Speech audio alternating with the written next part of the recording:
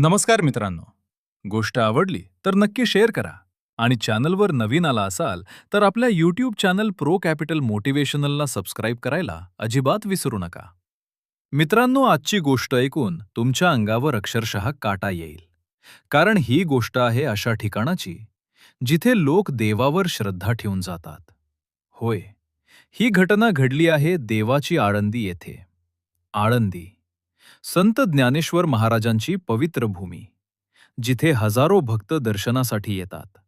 पण याच पवित्र ठिकाणी एका खाजगी आश्रमामध्ये अत्यंत धक्कादायक प्रकार समोर आला आहे. या आश्रमामध्ये आध्यात्मिक शिक्षण देण्याच्या नावावर लहान मुलांना ठेवले जात होते. पालकांना सांगितले जायचे की इथे तुमच्या मुलांना भजन, कीर्तन आणि संस्कार शिकवले जातील. देव, धर्म आणि संस्कार यांच्या नावावर लोकांचा विश्वास जिंकला जात होता. आणि याच विश्वासामुळे एका 12 वर्षांच्या निरागस मुलीला त्या आश्रमामध्ये ठेवण्यात आले. त्या मुलीच्या आईवडिलांना वाटलं होतं की त्यांची मुलगी इथे राहून चांगले संस्कार शिकेल. पण त्यांना कल्पनाही नव्हती की त्यांच्या मुलीसोबत तिथे नेमकं काय घडत आहे. सुरुवातीला सर्व काही सामान्य वाटत होतं. आश्रमात सकाळी भजन, दुपारी आध्यात्मिक शिक्षण आणि संध्याकाळी कीर्तन असे कार्यक्रम होत होते. पण हळूहळू त्या मुलीवर अत्याचार सुरू झाले. आश्रमातील महाराजांच्या पत्नीनं त्या मुलीकडून रोज घरकाम करून घेणं सुरू केले. लहान वय असतानाही तिला धुनी भांडी धुवायला लावली जात होती.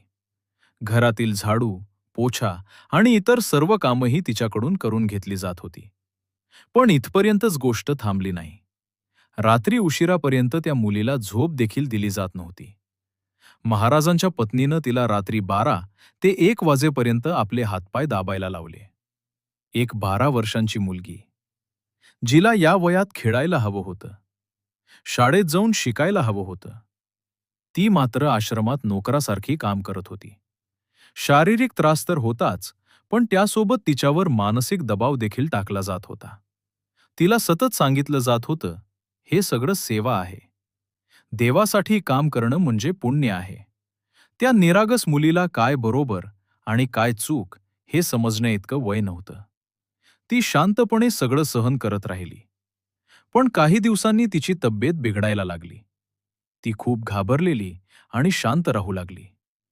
जेव्हा तिच्या कुटुंबियांनी तिच्याकडे नीट विचारपूस केली, तेव्हा त्या मुलीनं डोळ्यात अश्रू घेऊन सगळं सत्य सांगितलं. तिनं सांगितलं की आश्रमात तिच्याकडून दिवसभर काम करून घेतलं जातं आणि रात्री उशिरापर्यंत तिला झोपही दिली जात नाही. हे ऐकून तिच्या आईवडिलांच्या पायाखालची जमीनच सरकली. जिथे त्यांनी आपल्या मुलीला संस्कार शिकण्यासाठी पाठवलं होतं, तिथेच तिच्यावर अमानुष वागणूक दिली जात होती. त्यानंतर कुटुंबियांनी तात्काळ पोलिसांकडे धाव घेतली. तक्रार दाखल झाल्यानंतर पोलिसांनी या प्रकरणाची चौकशी सुरू केली. आणि चौकशीत आश्रमातील धक्कादायक वास्तव समोर आलं. या घटनेमुळे संपूर्ण परिसरात संतापाची लाट उसळली आहे. कारण लोकांना प्रश्न पडू लागला आहे, देव आणि अध्यात्माच्या नावावर जर अशा घटना घडत असतील तर लोकांनी विश्वास ठेवायचा तरी कुणावर? मित्रांनो, देवावर श्रद्धा ठेवणं चुकीचं नाही, पण आंधळा विश्वास ठेवणं खूप धोकादायक ठरू शकतं. कारण काही लोक धर्म आणि अध्यात्माचा वापर करून लोकांच्या भावना आणि विश्वासाचा गैरफायदा घेतात.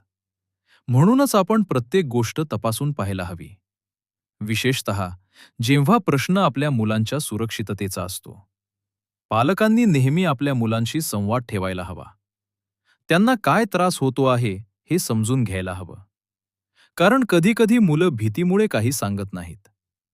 पण जर आपण वेळेवर लक्ष दिलं तर अनेक मोठ्या घटना टाळता येऊ शकतात. आजची ही घटना आपल्याला एक मोठा धडा देऊन जाते.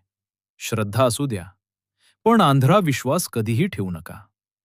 कारण खरा धर्म कधीही कोणावर अत्याचार शिकवत नाही.